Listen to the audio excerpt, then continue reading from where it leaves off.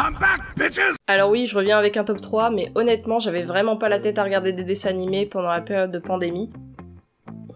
On est une chaîne nostalgique ou pas? J'étais personnellement bien trop occupée à jouer Animal Crossing et à pleurer tous les soirs dans mon lit. Et donc j'ai eu envie de revenir avec du positif et vous parler des dessins animés qui me tiennent à cœur. Bien évidemment, c'est totalement subjectif, ça n'en fait pas les meilleurs dessins animés des années 90-2000, mais je vous les conseille très fortement parce que je les trouve cool.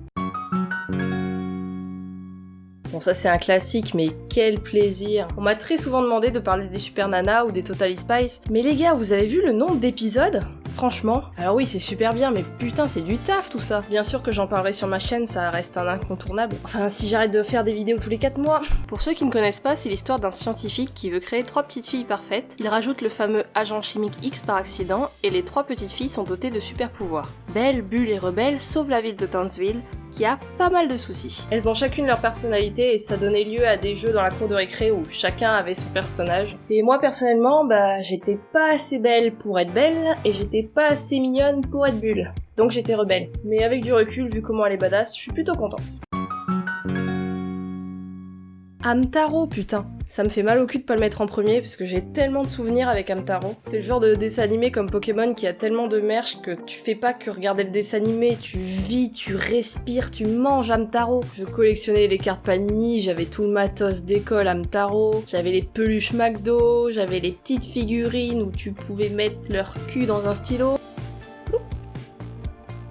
J'avais les maisons pour les petites figurines, j'avais les jeux vidéo Hamtaro, et j'avais même un hamster Hamtaro. Hamtaro, c'était mon premier hamster. J'y tenais comme la prunelle de mes yeux. Je lui avais même aménagé une étagère spéciale avec des photos d'Hamtaro et de bijoux, sa tendre bien-aimée. Il avait une cage digne d'un palace 5 étoiles. Et puis un jour, je suis partie en classe verte, sans mon hamster malgré avoir supplié mon prof de le prendre avec moi. Mon père m'a assuré qu'il en prendrait soin et que j'étais quand même vachement triste comme petite fille d'avoir comme seul ami un hamster et qu'il serait temps que je sorte de ma chambre pour parler des vrais gens. Alors je suis sortie avec ma fidèle peluche Out, profiter de l'air frais de la montagne, me faire recaler à la boum de fin de classe verte. Et je suis rentrée, toute contente de retrouver mon hamster. Arrivée devant chez moi, mon père me dit « Par contre Letty, je suis désolée mais Hamtaro est mort. »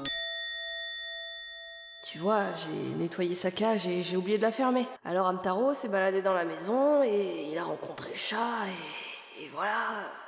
Enfin voilà, ce dessin animé c'est toute ma vie. C'est juste l'histoire d'un hamster qui sort de sa cage et rencontre des potes hamsters, ils font des trucs et c'est trop bien, c'est trop mignon. Franchement, regardez Hamtaro, c'est le feu. C'est super triste, mais je suis sûre que la majorité d'entre vous se sont dit « C'est quoi ce truc ? Je connais pas. » Et si c'est le cas, oh mon dieu, qu'est-ce que vous avez raté dans votre vie? Shin-chan, c'est l'histoire d'un petit garçon qui est super chiant avec sa famille, ses amis, ses profs. Il est juste iconique, il est trop drôle, je vous mettrai quelques petits extraits. Je m'appelle Shin-chan Nohara, j'ai 42 ans. C'est ma mère qui m'a appris à mentir sur mon âge. Elle dit à tout le monde qu'elle a 25 ans, mais elle est fripée comme un raisin sec. Je parie qu'elle est à l'école avec la famille Pierre à Feu. J'arrive!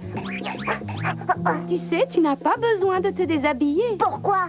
Parce que je vais seulement te laver les cheveux. Occupe-toi de mon cœur, poupée, t'auras droit à un joli pourboire. Désolée, on n'a pas de dame ici. Juste une vieille mère de famille acariâtre. Mais elle est partie dire du mal des gens, alors elle en a pour un moment. Tu as déjà oublié que tu allais bientôt devenir un grand frère. Tu pourrais réfléchir à tout ce que tu vas lui apprendre, pas vrai?